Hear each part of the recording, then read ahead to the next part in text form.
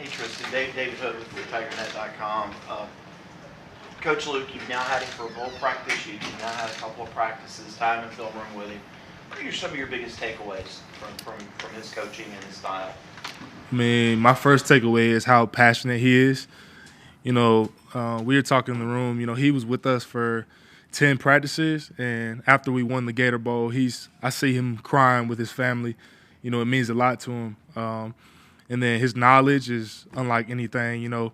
He's been coaching for so long. Coaching, his experience is crazy. Like, I can go to him and ask questions about guys that are dominating the league now, like Laramie Tunsil and Michael Ower and Greg Little. There really isn't a limit to his knowledge. So that's what I love about him. Obviously, drills are drills, all over all over the place. But is there anything that he's brought that you're like, yeah, this is different. This is what I like. On any piece of information, you go, man, I never knew that.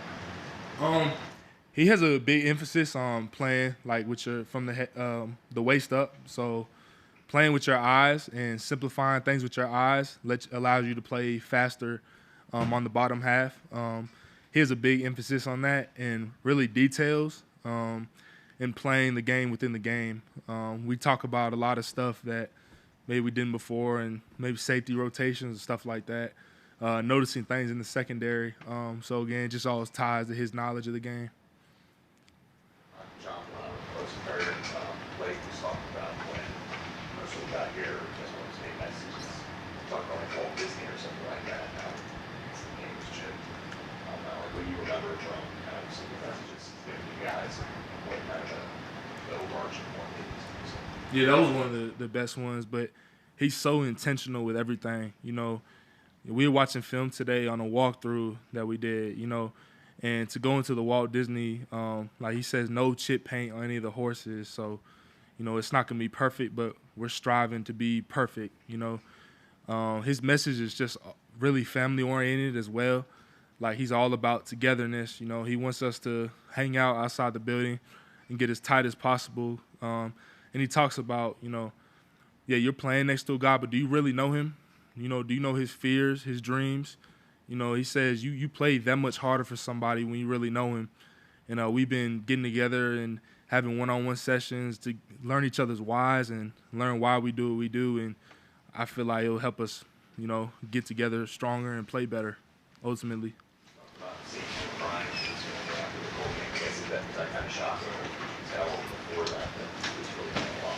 I could tell before that, to be honest. I could tell from the first practice we had with him.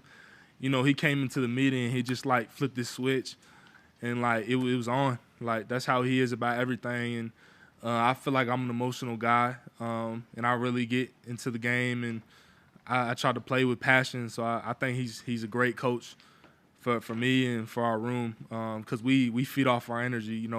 He's our leader, and we feed off of it. And he's in the locker room, not just addressing us, but the whole team. And guys, he an alpha dog. Guys follow him. Guys listen to him.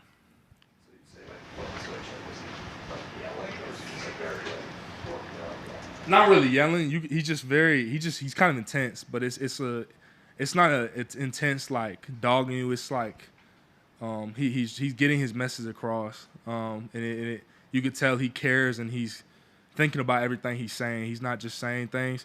Everything he's saying has intention. Neary Parker, Greenville News. What's been your biggest adjustment with Coach Luke coming in and coaching O-line this season? Biggest adjustment? Yeah. I say maybe just thinking pre-snap. I'm thinking a lot more pre-snap because he talked with me. Having my first year starting last year is you kind of got to get your feet under you. And now that I have that year of experience, I can start kind of playing the game within the game and trying to, just enhance all my technique and everything. But he's helped me a lot with – he meets you where you're at, really, because so many guys he's coached, he's seen so many different stories and so many different developmental stages that he knows where to meet each guy. Like, he knows exactly what you need to become the best version of yourself. So I'm really just trying to buy into that and be a sponge and absorb all the knowledge I can from him. Glad you said that because, when you take a look at your body of work from last year, the physical part is there. mental mistakes, probably, would you say your biggest weakness? Yes, sir. So for that, how do you fix that? How is he saying to you, this is how we're going to approach it? Reps, really. Working at it and not just understanding my job, but understanding the bigger picture of the play and the offense. Not just doing things, but why am I doing it? And that goes into the details, everything. He's helped me a lot with that. I can know, what I'm doing, the other tackle, both the guards, the center, like everybody. I feel like if all five of us can have that understanding of the play, then the execution is easier. So I think that's the main thing with me. Tristan, how much more comfortable do you feel doing that new experience under your belt now? How different is kind of spring ball now? Yes, sir. I feel a lot more comfortable. The experience is everything. When you play the games, you've gone against really good pass rushers, and you trial and error. You see, okay, this is what works for me. Sorry, this is what doesn't work for me, and I can just build off that, and trying to now that I have like a base of what my skill set is, I can just keep trying to learn from others. Learn from Blake, learn from everybody, Marcus, Colin, and their different stuff. Watch their pass sets, even though it's in different positions. Just try to absorb all the knowledge I can and build off of that base skill set that I developed last year. Yes, sir. Yeah, I asked him, like, I told him he shouldn't have told me about Laramie Tunsil because, like, I ask him all the time, and I'm always trying to watch it. Like, there's a cut-up of Laramie from his last season, and I watch it all the time, and his stance is so consistent, and on every single play, like, his punch is landing in the same exact spot, and you can always see his numbers, meaning he's square, so he's not vulnerable to twists. He's always in a strong base. That's when I picked up to him, and just his consistency, and that's something I'm trying to be better at as I'm getting older. I want to be a more consistent guy. I want to be a leader on my team. I want to give my team everything, and I want to make that as authentic as possible, and give them a guy, be a leader that's doing what I'm preaching about. Trying to be as consistent as possible and being authentic. One or two more for Tristan, but I hesitate not to it works. Just wanted to ask about Ryan. I guess you had a game in with you. You had new power hour, new power hour. Yes, sir. You obviously had a way to turn it. So, like, what have you seen from him in terms of his growth? And do you feel like he's ready to kind of understand? Absolutely. I've seen hunger from him, honestly. Like you said, we were both scout team guys. We were both on Power Hour.